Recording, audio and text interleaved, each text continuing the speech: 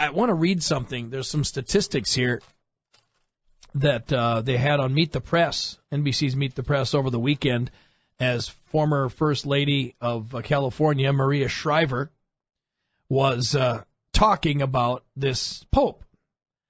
And I found it odd. She was lying. She was misrepresenting the statistics.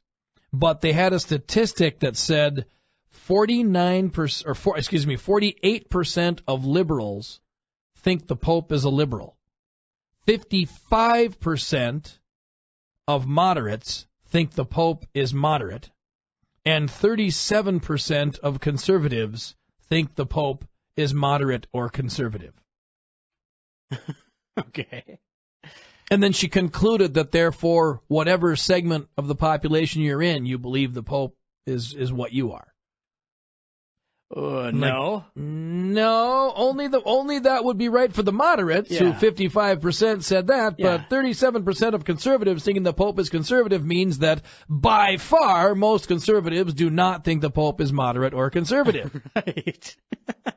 That's a terrible weirdest thing. Yeah, conclusion to reach from those numbers. Wanted to get into that yesterday. Didn't have time. Might have time a little bit later on today on KNSI's Ox in the afternoon. But right now at 3:12, 12 minutes after 3 o'clock, we were stunned, somewhat stunned anyway, at the announcement recently that longtime congressman and one of my personal heroes, John Klein, is not running for re-election, opening up a seat there in the kind of southern Twin Cities area and some suburbs and even further beyond. Well, one of those guys that wants to fill that void, if you will, is a former Senator John Howe, and former mayor of Red Wing and frequent guest of ours here on KNSI's Ox in the afternoon. Senator, welcome to KNSI, sir. Hey, good afternoon, Ox. I apologize that I made that announcement this morning at the state office building instead of on your radio show. Hey, if we were in your district, then we'd have issues, my friend. Yeah, I know it. But certainly I need as much support I can get from all over, and we need to retain this seat in Republican hands when it comes to our direction of our country. Yeah, no question. And, we heard right away that former First Lady of Minnesota, Mary Pawlenty, was thinking about running, and former U.S. Senate candidate Mike McFadden was thinking about running for that seat, and they've both since declined doing that, and some other prominent named Republicans that might have been considered possibilities have declined and said they're not going to be running.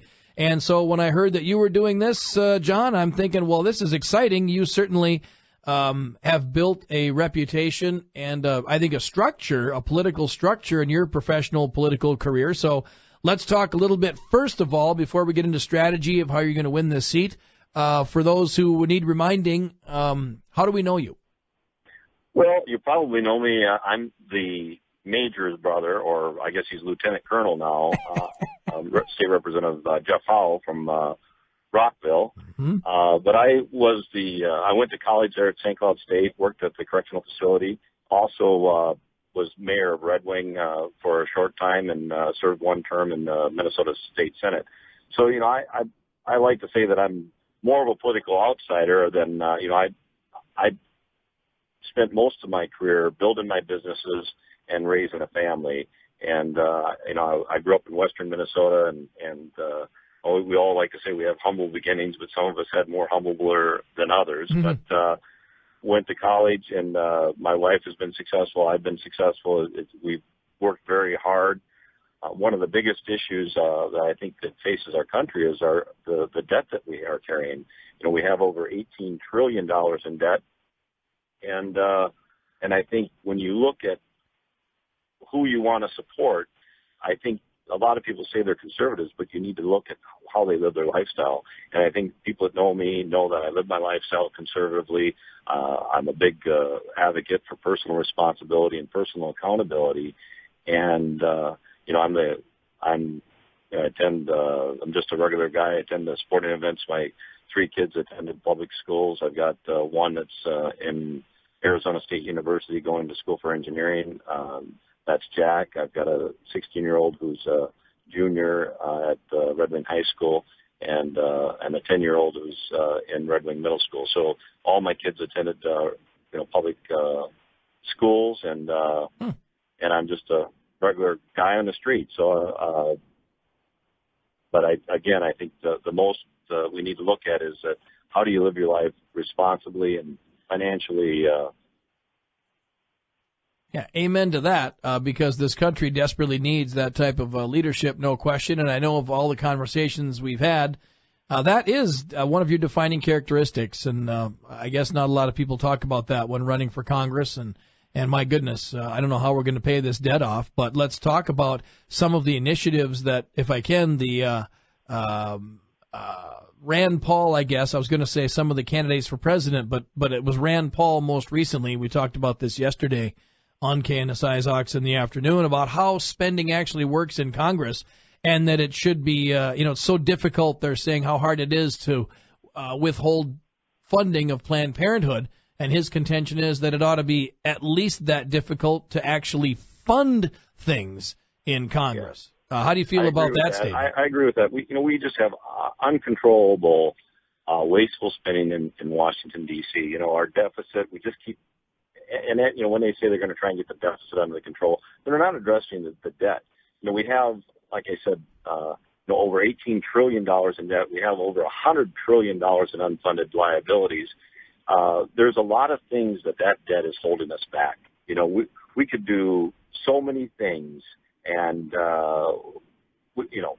just our status in the world is tarnished by this. I mean, we rely on China to buy up all of our bonds, and we're beholden to them. We have a huge trade deficit with China, and we can't address any of those issues because we're burdened with all this debt. And it's the same thing when it comes to national security and what we can do with our military.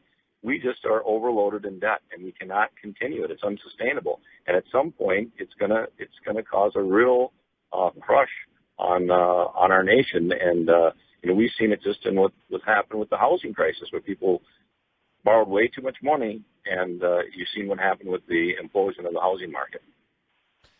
John Howe joining us, congressional candidate now as of this morning for John Klein. Tell us, before we get into some of your strategies and some of the other initiatives, I want to ask you about the upcoming continuing resolution, if you've thought about that, Planned Parenthood and that sort of thing. But, the idea of your district, you're in Red Wing. I didn't realize that was part of John Klein's district. I think of him as more Twin Cities, southern Twin Cities suburbs and that sort of thing. What is the district exactly, John? Well, the district, it encompasses my own Senate district. It's Goodhue County, Wabasha County, then it goes North Dakota County and Scott County. And so you do have that southern suburban ring of the metropolitan area. And so I think being in Red Wing, I'm, geographically located that I can reach anywhere in the district in about an hour and a half. Mm-hmm. And but it certainly, I think, has geographically a large rural area, but also the suburban area. You take in all the cities like Burnsville, Lakeville, Eagan, Apple Valley. Yeah, okay, and all the way down to Red Wing. Yes. And further, right, a little bit. So all the way further. Actually, you go just about an hour and a half further south than Red Wing. Wow. I didn't realize it was that big. Right up to the border of Winona. So you're smack dab in the middle of it all, and looking to be a congressperson from that area. And the reason that I asked that, and the notion that seat is considered a swing district. There have been some challenges over the years, though they didn't amount to anything, but they were thought to be. And now nationally, I know that this is a targeted race, with it being an open seat. So a lot of Republicans are looking at that and saying, you know what, yeah, we might want to pick the guy we like the best, but we want to make sure and pick the guy we know can win. So what is your strategy to keep that seat? This is probably going to be one of the top 10 congressional seats in the nation as far as publicity is concerned.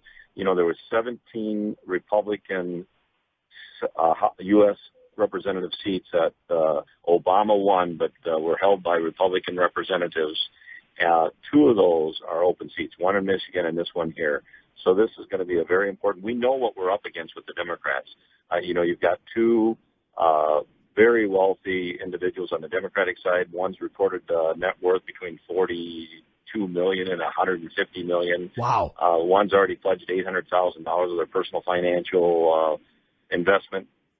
So it's going to take a great deal of money. The race isn't all about money. It's also going to be about ideas.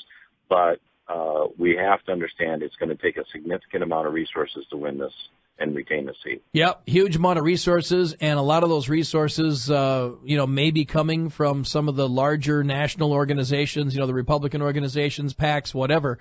So to try to get their attention, I mean, you got to be the man, right? Yeah, absolutely. You have to. It's going to be a huge amount of fundraising. So if your listeners out there, would like to visit my website and reach out to me, we have a website, howeforcongress.com. And certainly I look forward to, coming up and probably seeing you in person. But we're going to be covering the district down here. And I certainly appreciate the support and the opportunity to share with your listeners just how important the seat is. Well, we appreciate that, John. It's fun to see somebody with a little, some experience, some name recognition, and some resources and connections to, jump into that, to challenge for that seat. And Ox, that I'm not the status quo guy. I'm not the guy that's going to go up there and just follow leadership. I think some people have labeled me as a maverick. I wouldn't go that far, but I would just say that, our trouble in our country has been about leadership. We've had really poor leadership. You've seen that in our state. You've seen that in our nation. And you've got to elect people that are going to challenge the status quo. So I appreciate your support, and I look forward to talking to you and seeing you on the campaign trail. Well, I appreciate that, Senator, and good luck on the campaign trail. If I can, what committees would you want? What areas would you want to focus on if elected?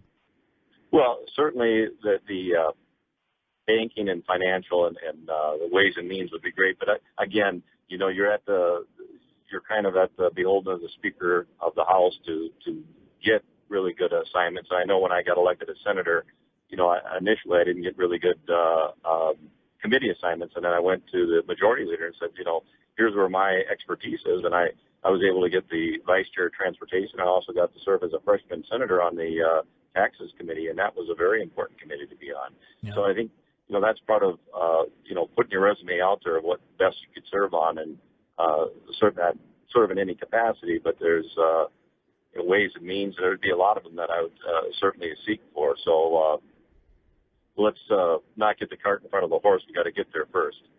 John Howe. Okay, and how do we find you again? What are the HoweForCongress.com.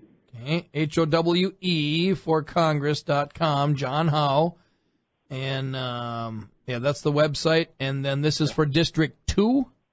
This is Minnesota Congressional District 2, so it's CD2. Yep, the one being vacated by John Klein. All right, can I ask? I mean, has John Klein endorsed anybody, or are you looking for his endorsement in this? No, I'm not sure that he is. I met with John Klein. I talked with him, and I thanked him for his service. I mean, he's long service in Congress and also a very long military service to our country. Yeah. And so I think we all should be thankful for his service, and certainly, it came as a surprise that he was vacated.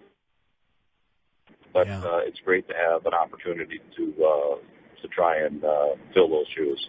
Okay, John. Well, exciting news. Thanks for sharing it with us, and we'll look forward to chatting with you multiple times here without taking you away from your district too often here on KNSI's Ox in the Afternoon, sir. Thanks, Ox. Bye. John Howe, former state senator and now candidate for Congress, replaced John Klein. John Klein, by the way, just to give you a little background on why he is a personal hero, if you've forgotten. John Klein, before he became a congressman, he flew Marine One. I mean, he landed the presidential helicopter on the South Lawn and flew around presidents. And he even carried the nuclear football. Then became a congressman. I don't know what it is about him, and I've met him 100 times, and I see him relatively regularly, and just about every time I see him, I'm just more in awe of the guy. I mean, who has a resume like that?